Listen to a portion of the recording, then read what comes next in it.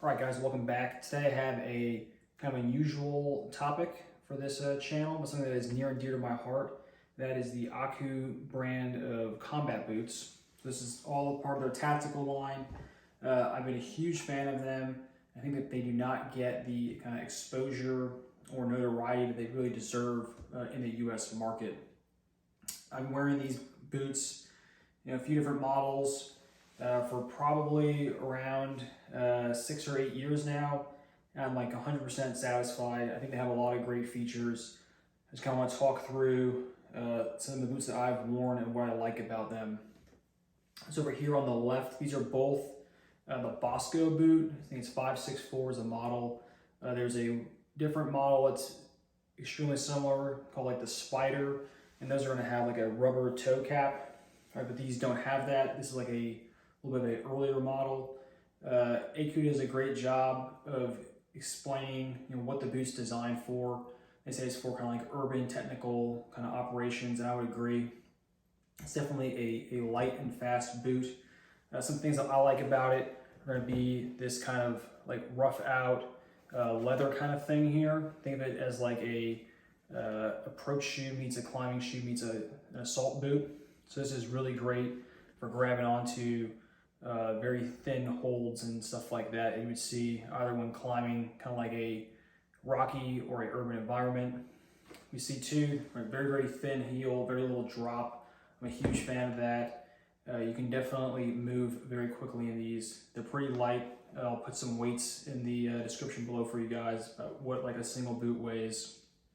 And then the durability on them is pretty good.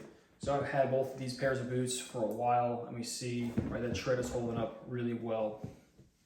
This is a phenomenal boot, I think, to replace kind of your Salomons, those other kind of like sneaker boots people wear that kind of are very comfortable, but they wear out quickly, and they have a lot of that kind of padding that is popular with some people.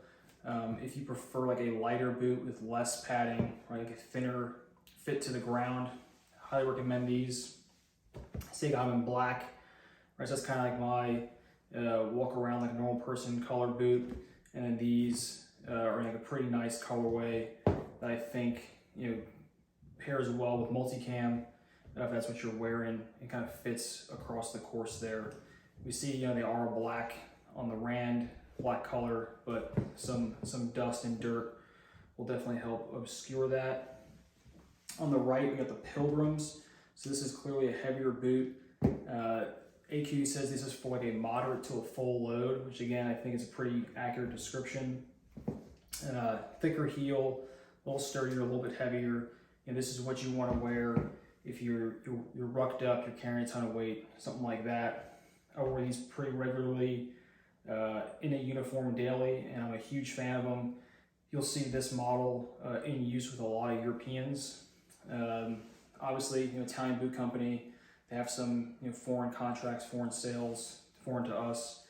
So these are very popular overseas. Speaking of which, we have the same model, the Pilgrims, but in a dark brown with Gore-tex. I think these are actually like a British issued boot now. I know the Brits have their own model. I don't know if this particular model is it, but this is essentially the same as this boot, but with Gore-tex in it in a solid brown colorway. Right, so props to the Brits for just taking a model that worked and just changing the colors instead of starting all over. Speaking of Gore-tex, that's a thing that I like about all these boots is that they don't have Gore-tex in them. So my experience, the Gore-tex never quite breathes as well as advertised, and it's better just to have a light boot that can dry out on its own. I went and snagged these because I wanted like a winter boot, right? I figured I'd stick with what I had. When you get melting snow, right, you do sometimes want some Gore-tex, and you can live with not as much breathability. These were a great deal from REI. They were on clearance. I think I paid maybe $100 for the pair, so good deal there. And these I've also ordered direct and from some other distributors. Run a quick Google search and you can find them. Again, I have a ton of experience with these boots. I've worn them a lot. I've done pretty much anything you could think about doing with them. Sand, swimming, and I wholeheartedly recommend them. I think y'all should give them a look, especially for kind of that tactical range or field demographic. All right, guys, any questions, let me know. Now, this is kind of like a new topic, but let me know if you guys want to see some more gear reviews. Thanks.